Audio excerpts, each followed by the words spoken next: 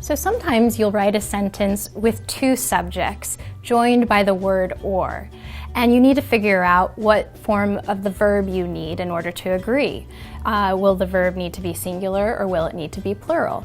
Well, as a general rule of thumb, when two singular subjects are joined by the word or, you need the singular form of the verb.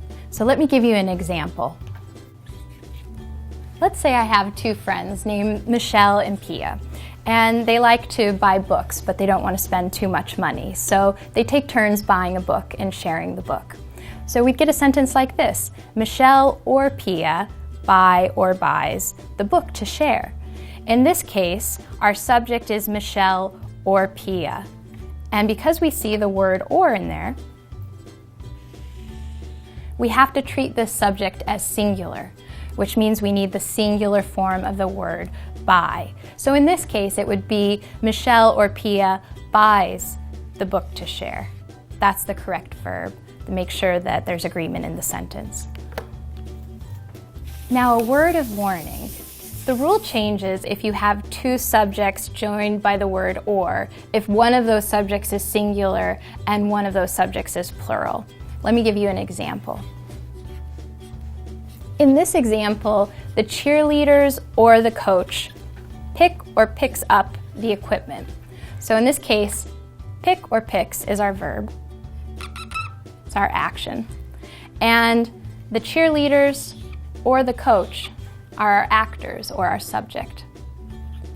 So in order to find out whether we choose the singular or plural verb, we need to decide if the cheerleaders or the coach as a subject is singular or plural.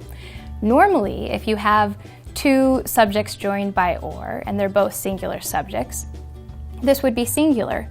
But in this case, we have a plural noun and a singular noun.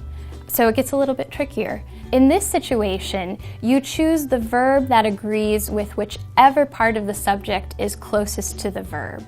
So in this case, we have coach. Coach is closest to our verb, and coach is singular, so we choose the singular form of the verb for this sentence. The cheerleaders or the coach picks up the equipment.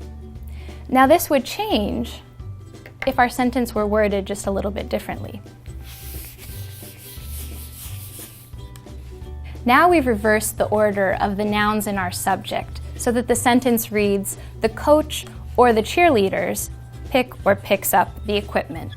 So in this case, we need to use the form of the verb that agrees with the noun that's closest to it.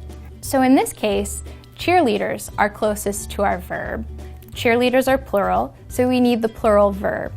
And our sentence becomes, the coach or the cheerleaders pick up the equipment. So making sure that your subjects and your verbs agree in a sentence when you have two subjects joined by the word or can be a little bit tricky, but I hope that this clarifies it for you.